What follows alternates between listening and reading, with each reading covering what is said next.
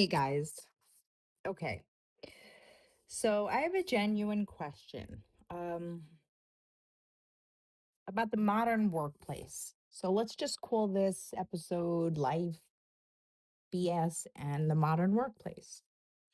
Um, how is it in 2026 finding a good employee has become harder than finding a parking spot at Costco on a Saturday? Like, genuinely, how?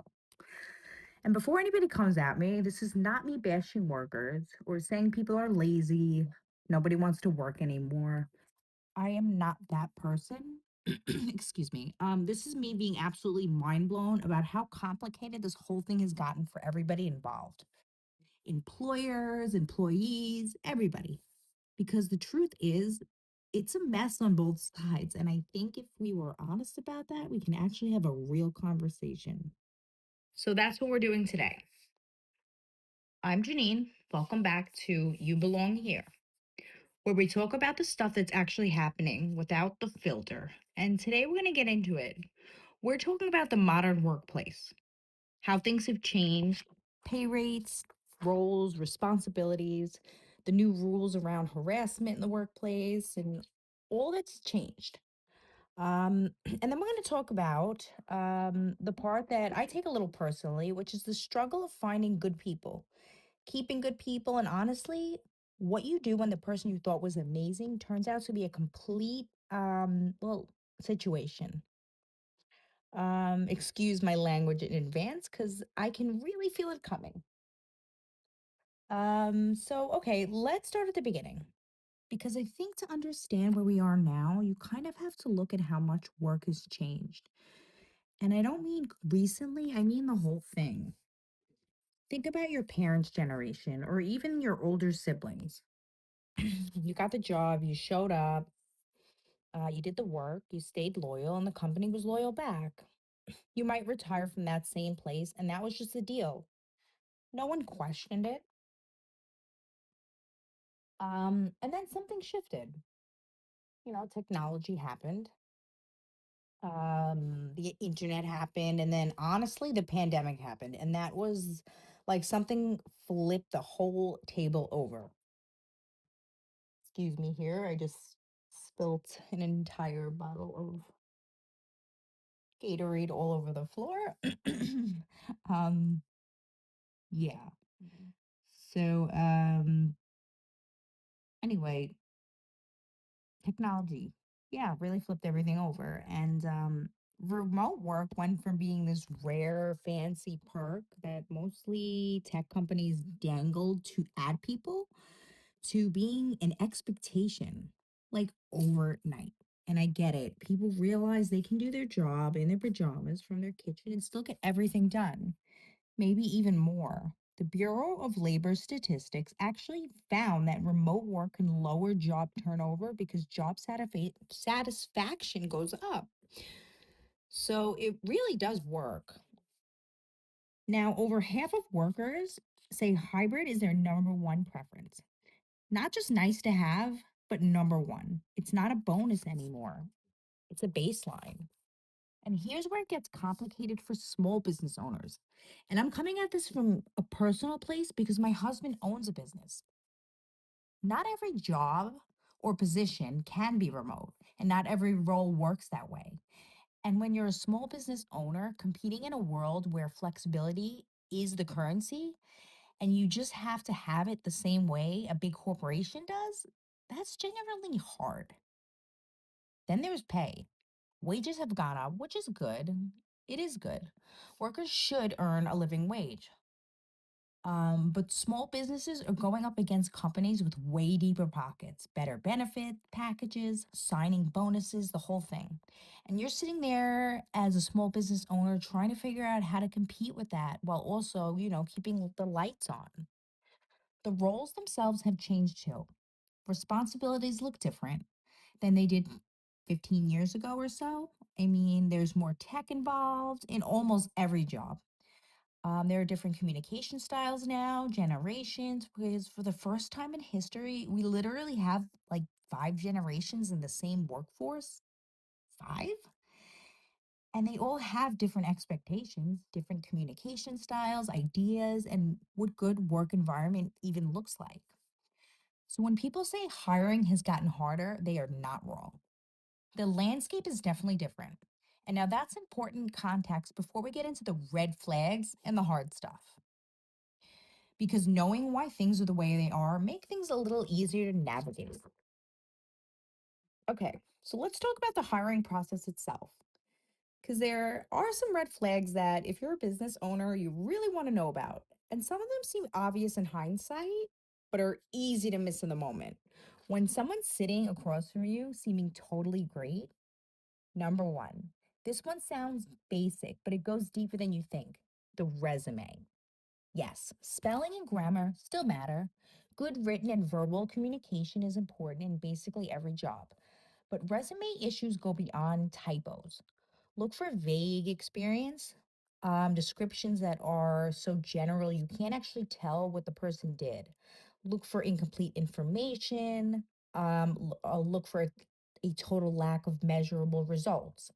If somebody says they helped with sales, but they never say like how much or never show any kind of outcome from their work, that's worth noticing.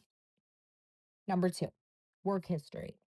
Now, this one has evolved. Frequent job changes used to be an automatic red flag, and honestly, it's more nuanced now, especially with the younger generation.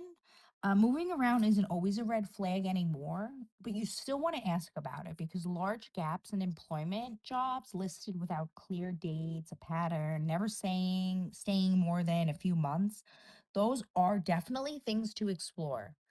Not to judge, but just to understand. Number three, how do they act in the interview themselves? And I don't just mean what they say, I mean everything. Someone who spends time criticizing their past supervisor or coworkers, that is personality of blame. And I say this with genuine love. That person will eventually be talking about you the same way. It just is a matter of time. Someone who seems way more interested in the benefits, the time off, what they're going to get, than the actual job and your company, self centered, vague answers that don't actually address your questions. They're hiding something, whether it's a gap, a bad experience, a reference. Vague answers means they really just don't want you to see something. Um, and then there's that one I don't think gets enough attention. How did they treat your receptionist when they walked in, or your assistant, the person at the front desk, who they probably thought didn't matter in the moment? Because that is who somebody really is. That is who they actually are. So if somebody's rude or impatient with your staff during an interview, um, when they're supposed to be on their absolute best behavior, imagine who they'll be in 6 months when they're comfortable. No, thank you. Hard pass. Number four, references.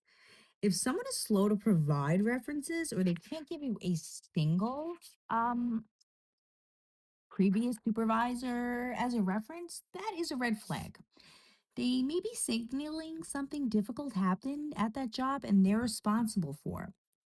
Now, not everyone has a perfect work history. Life happens, situations happen, but transparency matters. If someone is nervous about references, ask why and give them a chance to explain, but just don't let it slide. And number five, this one I probably shouldn't have to say, but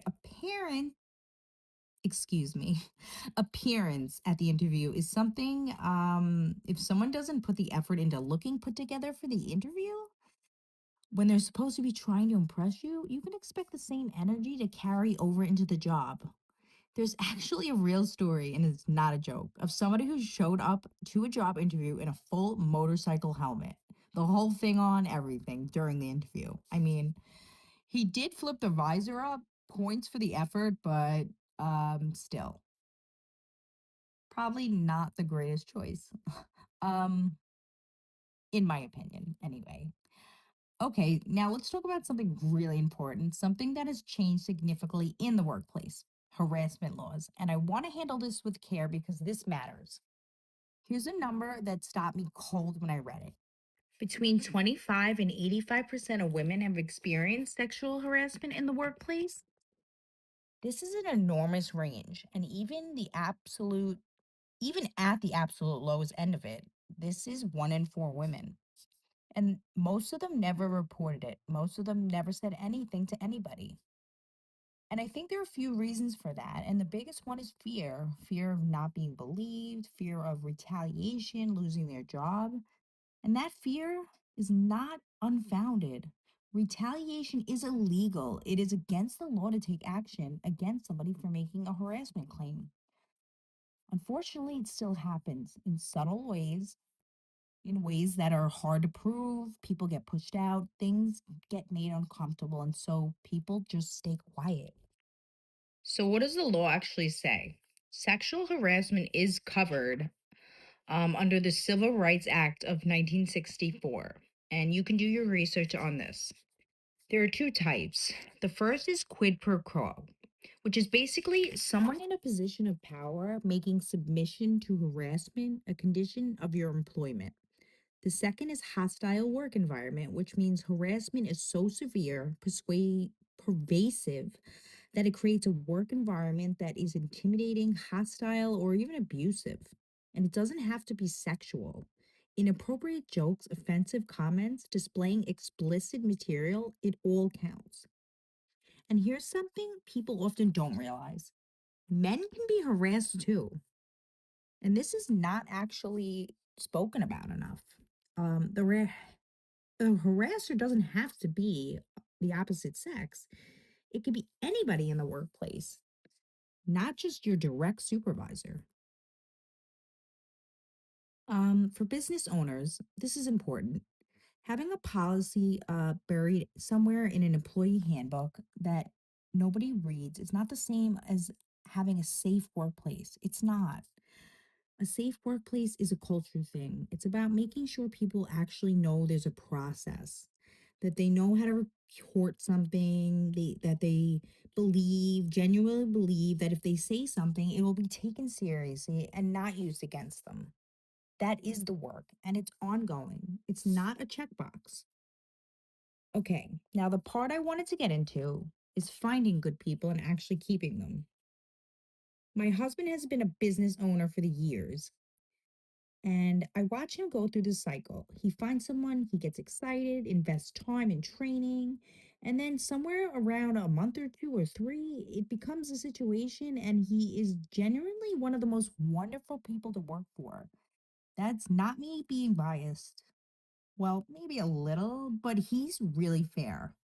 He's flexible, he's kind, and he does care about people and their personal struggles. And still, he struggles constantly. And I know so many business owners feel the exact same way.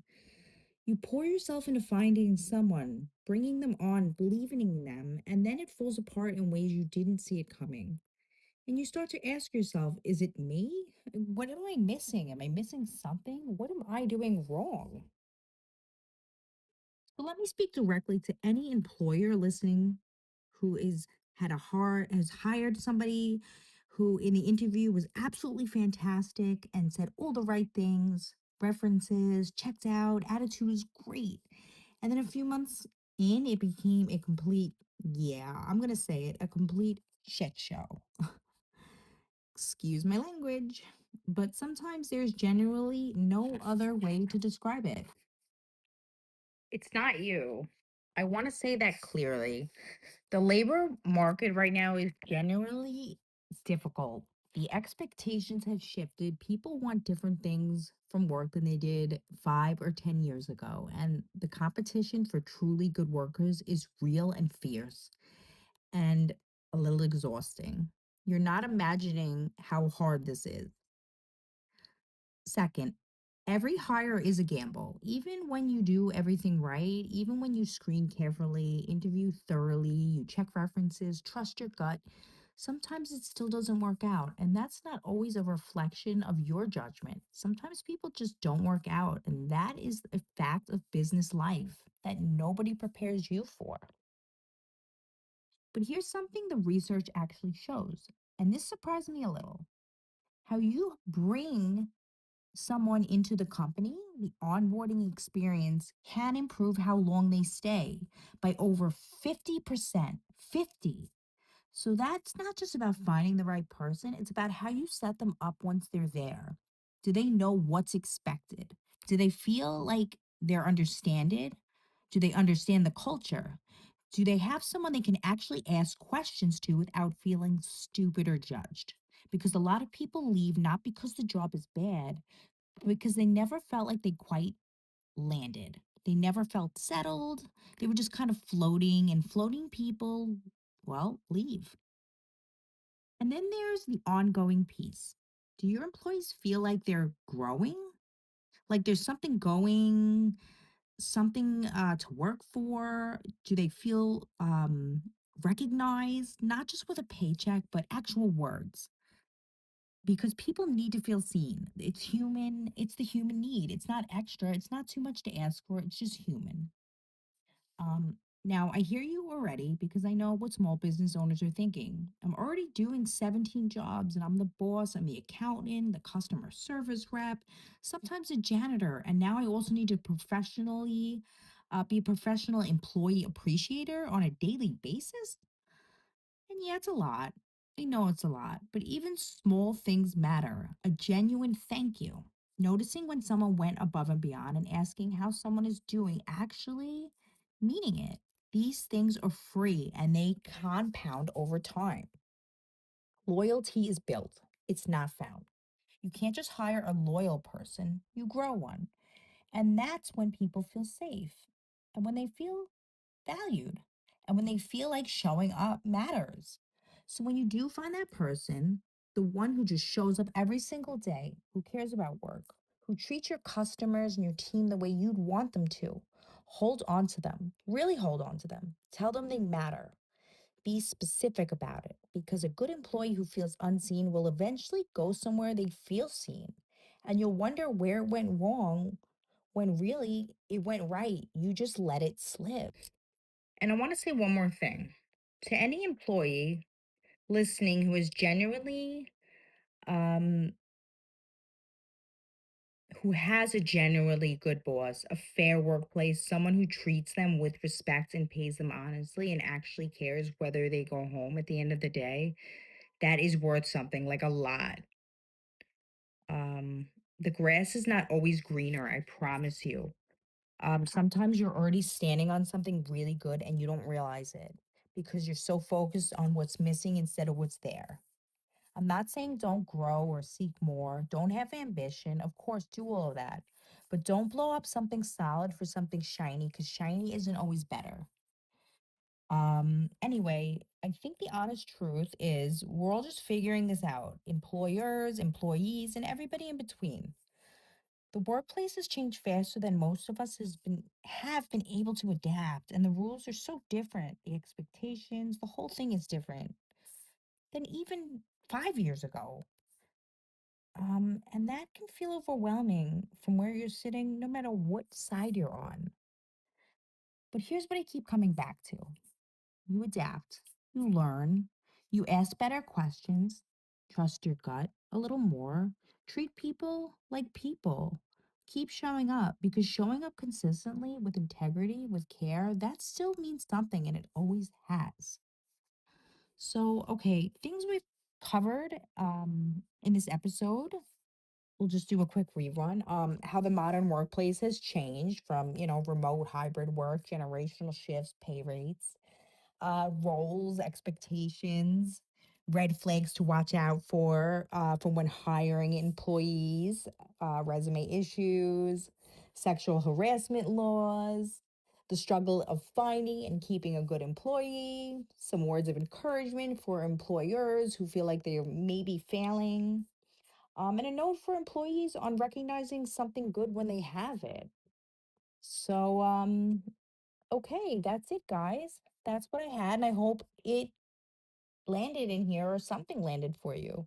Whether you're an employer who's exhausted or an employee trying to figure out where you fit, or just someone who came here because you were just curious, and honestly, I get it. Thanks for listening. And if you'd like to reach out via email, I'd love to hear from you. I can be reached at jschwartz at, well, jschwartz051 at gmail.com. Again, that is JSCHWARTZ051 at gmail.com. I'd love to hear from you, um, especially about any topics you want me to cover or any questions, criticisms. Thanks again, guys.